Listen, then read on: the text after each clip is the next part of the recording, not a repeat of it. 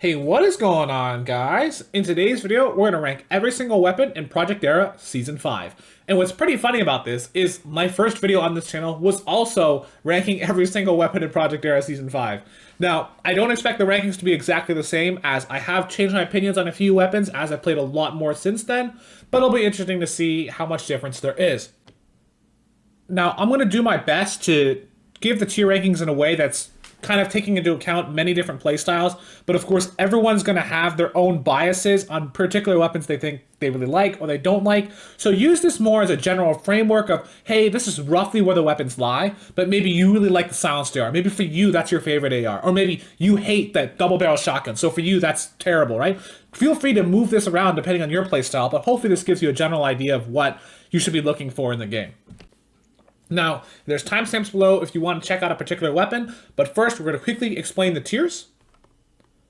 So X tier I consider to be those game-breaking weapons. Think like the drum gun from last season. Pretty much a mandatory carry for pretty much everybody. The good news is I don't think there's any X tier weapons in this season. There's really nothing that's so broken that's up to the drum gun level.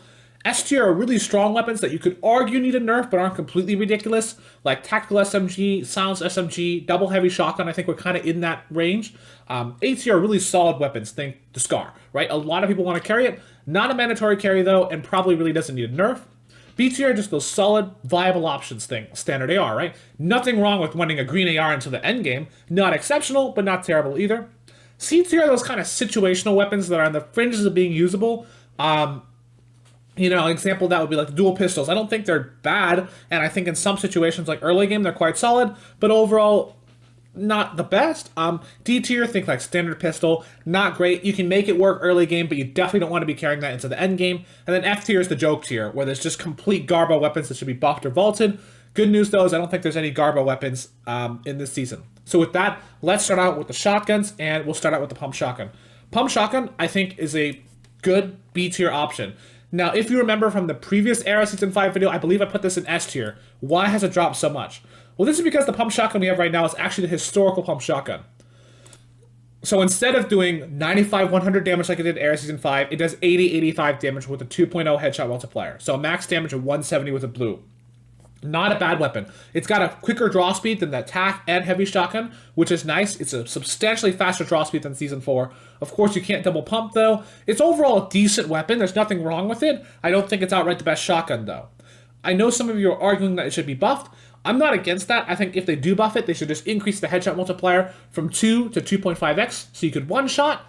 But I don't think they should buff the body damage up to 100, because then I think you're starting to get an S tier and you're starting to box out the other shotguns. Okay. Tac Shotgun. I think it's also B tier. If you told me which one would I prefer, pump or tac, I'd probably prefer the pump. Tac is a bit easier to use. It's got a faster fire rate, wider spread, so if you don't have great aim, this is a good option for you. The damage is actually not that far off the pump, but the biggest problem with the tac is the shotgun delay. If you shoot, build a wall, and then shoot, you have the 1.25 second delay, which almost restricts you to the firing speed of the pump shotgun anyway. And the tac shotgun has a slower draw speed than the pump, so not the best, but it's still a decent option, especially if you're new. This is probably a good option for you, but as you get better, I'd probably say this is the worst shotgun of the 4, but it is still usable in most situations. Again, I would not be against a 2.5x headshot multiplier for the Tac Shotgun as well, matching the pump if they buff the pump. Next, the heavy shotgun. Heavy shotgun, I'd say, is A tier. Against the pump shotgun, you have two disadvantages. You have a little less body damage and a little slower draw speed, but you have a faster rate of fire, bigger magazine, tighter spread, higher headshot damage. I think the heavy shotgun is overall an upgrade from the pump, and I'd say it's a solid A tier weapon. Yes, if you shoot, build a wall, shoot, you're slightly restricting your rate of fire, but it's not too bad with the heavy, and the heavy is a very versatile weapon. You need to have good aim with this one, as its crosshair is tight, but it's still a really solid weapon that I think most players will find effective. Double barrel, I also say, is A tier.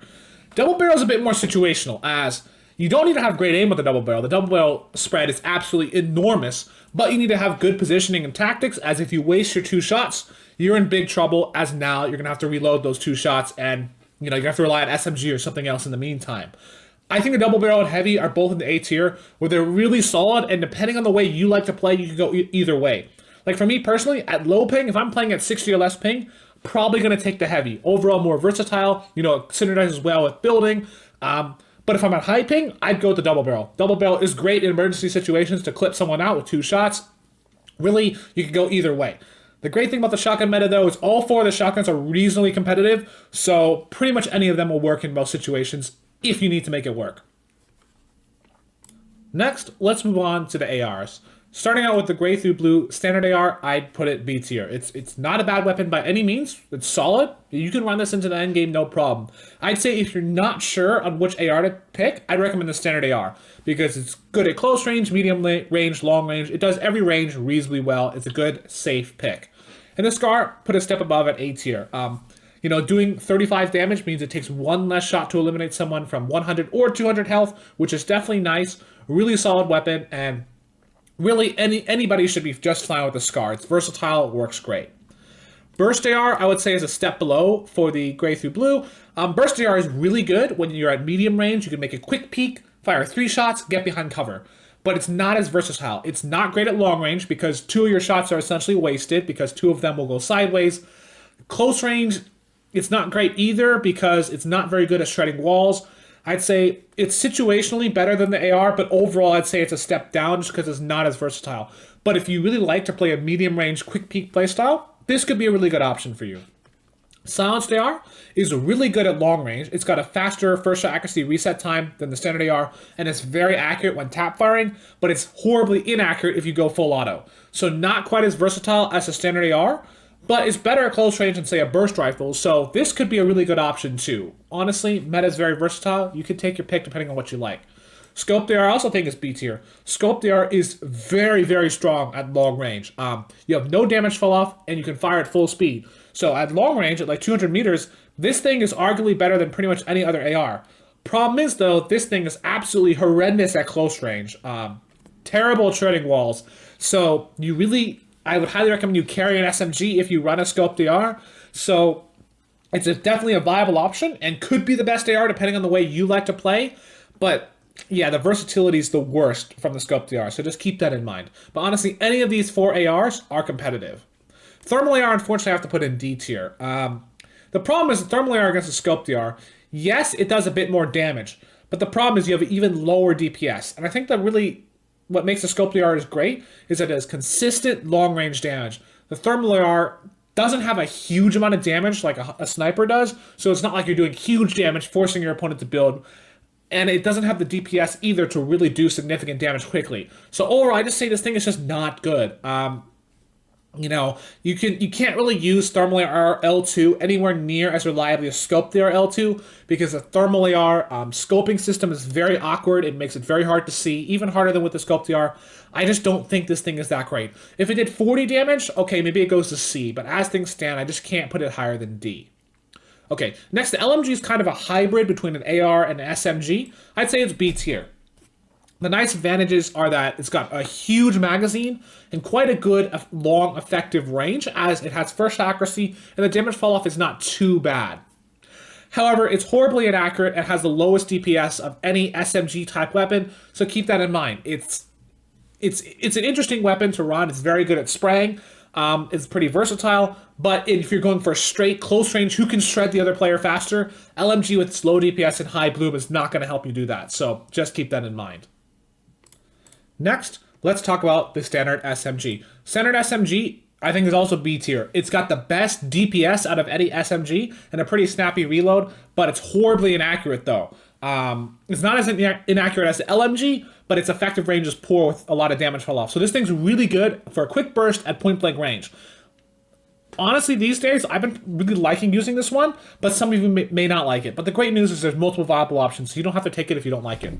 Compact SMG is a little more accurate, a little lower DPS, bigger magazine, but slower reload. You can go either way. Honestly, both are competitive. Take your pick. Silenced SMG is the most accurate of any SMG, but you don't have as good of DPS as the standard SMG. You don't have as big of a mag as the compact, right? So any of these options are all competitive. So in terms of the overall SMG meta, you take the standard if you like DPS. You take the silence if you want more accurate and quick reloads. You take the compact if you want jack of all trades. You take the LMG if you want long effective range and huge magazine. They're all viable. Just take whichever one you think fits your playstyle, which I think is awesome. Next, let's go on to structure destroyers. Minigun's kind of a hybrid between SMG structure destroyer. I'd say it's C. In squads, I think it's actually pretty decent. But in solos, though, the wind-up time is really slow, and you're very vulnerable while using this thing. So, not terrible, not great. I think it's situationally okay. Squad's quite decent, but it's just kind of C in my eyes. RPG, I think, is easy A. RPG is very good. You know, you can just... It's very effective at close range. You can combo with shotguns. It's a very strong weapon, and I highly recommend you take it if you can find it. Grenade launch, I think, is B tier. Grenade launch is not bad by any means at all. It's just that it's not quite as versatile, as it's useless at long range. Can be useful at close range, but you have to play around the timing. It's very good at medium range. I think the RPG is overall better, as it really helps you with close range fights. But grenade launch is not bad by any means. If you spam this into a build fight, there's a good chance you'll blow someone up on accident. So not a bad weapon by any means. Next, let's talk about the guided missile. Guided missile, I say, is C tier. In solos, I think it's not good, as you are very vulnerable while using this. If someone can find where you are and just shoot you, you're done.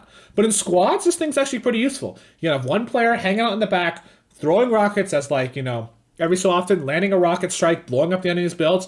It can be useful, but I just don't think it's quite enough to be B tier, because in solos, I just think this thing is pretty bad. Outside of jokes and gimmicks, like rocket riding yourself, I just think it's just C. It's just eh.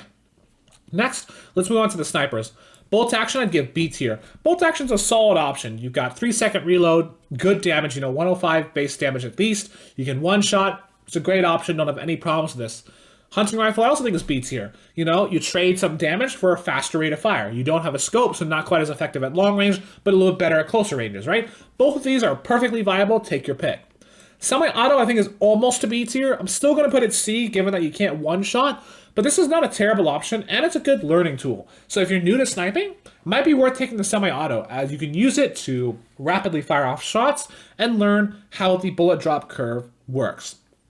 Finally, Heavy Sniper, I put an A tier. Heavy Sniper's got the unique advantage of not only does it do the most damage, it can also one-shot walls, which is incredibly useful for stealing walls, jumping in people's boxes. That little bit of extra utility, in my opinion, moves it up from B to A tier to be overall the best sniper. Doesn't mean the bolt and hunting aren't viable, because this thing does still shoot very slowly, but I do think that little bit of extra utility is nice to have and bumps it up to A tier. Finally, we have the pistols, and overall, have to say, none of them are particularly amazing. Standard pistol, gray through green, I have to put in D tier. It's not good. Early game, you can get a few kills if needed, but this is not something you want to carry in the end game. The silenced pistol is a bit better. It does more than 25 damage, which means it takes one less shot to eliminate someone from 100 or 200 health, which is nice. It situationally can be alright, but I don't think it's an amazing option either. I think you're better off running an SMG or an AR.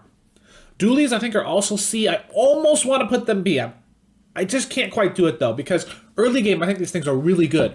Can't find a shotgun, can't find an SMG. This thing is kind of a bit of both. Can do some nice work. Problem is, though, it doesn't synergize that well with a shotgun, as the draw speed is slow, meaning you're going to be taking a damage penalty against using an SMG because it takes substantially longer to fire the dual pistols compared to firing an SMG after a shotgun shot. So I think they could be B. I could see the argument. I'm going to put them C. Hand cannon, I think, is C as well. At close range, it's not bad. It does good damage, but the wall damage is terrible. And long range, it only does about 30 damage. So this is really not that good of a gun either. Yeah, I just can't put it any higher than C, because the problem is a shotgun is better than this thing at close range. At medium range, it is decent, but at long range, you're doing 30 damage. You're better off just tap firing a standard AR at that point. So really, this thing is situationally alright, but not the best option. But overall, as you can see here, this meta is stellar. No weapons in X tier, so no completely busted things. In fact, no weapons in S tier either. Nothing in F tier. The vast majority of weapons are between C and A tier, which is great. I think that's where weapons should be, between being situationally alright to being solid but not overpowered. At every weapon class, there are several competitive options. Shotguns, ARs, SMGs, snipers, structure destroyers, pistols, these are the fringes of viability. But overall, this is a really fun meta, and you should hopefully be able to find a weapon and weapon loadout that you like, depending on the way you like to play. So with that, I hope this video was interesting, and I'll catch you in the next one.